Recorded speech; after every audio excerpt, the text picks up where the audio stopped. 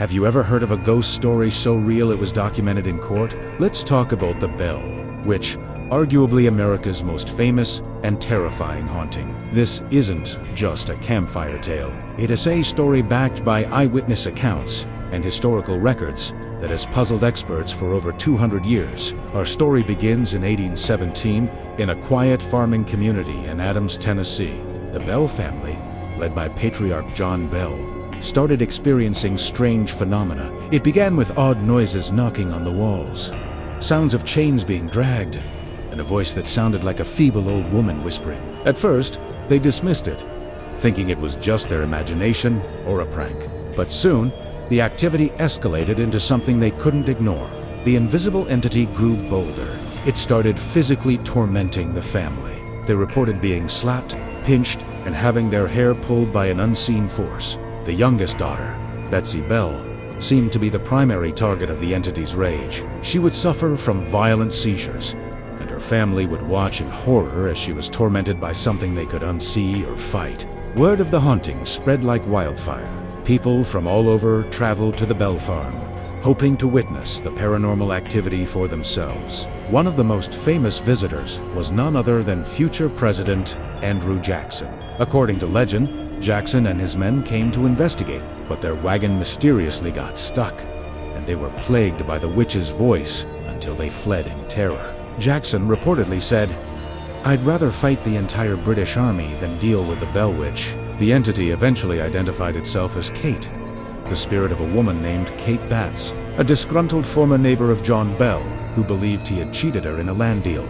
On her deathbed, she had supposedly sworn to haunt him and his family forever. Kate the spirit was conversational, and sometimes even witty, but her primary goal was clear.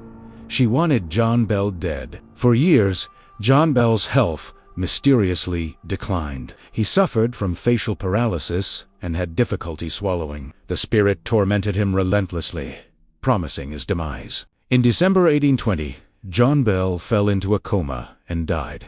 The family found a strange vial of liquid near his bed, and when they gave a drop to the cat, it died instantly. "At tat moment," the witch's voice triumphantly exclaimed. "I gave old Jack a big dose of that last night, and that fixed him." After John Bell's death, the haunting's intensity began to fade. The spirit promised to return in 7 years, and then again in 107 years. True to its word, strange events were reported in the area in 1828, but nothing as intense as before. The second promised return in 1935 also came with reports of renewed activity around the old Bell property. So, what really happened at the Bell farm? Was it a genuine haunting by a vengeful spirit? A case of mass hysteria? Or an elaborate, long-running hoax? The Bell Witch story is unique because it's not just folklore, it's a piece of American history, documented by numerous credible witnesses. The events were so profound that the state of Tennessee officially recognized the haunting, making it the only case in U.S. history where a death was officially attributed to a spirit. The mystery of the Bell, which endures to this day. A cave on the former Bell property is now a popular tourist attraction, where visitors still report hearing strange whispers and feeling an unsettling presence, whether you're a skeptic or a believer. The story of the Bell, which remains one of the most compelling and chilling tales of the paranormal ever recorded. What do you think? Was Kate a real ghost, or is there another explanation? Let me know your theories in the comments below. Thanks for watching, and if you enjoyed this dive into history's mysteries, be sure to like and subscribe for more.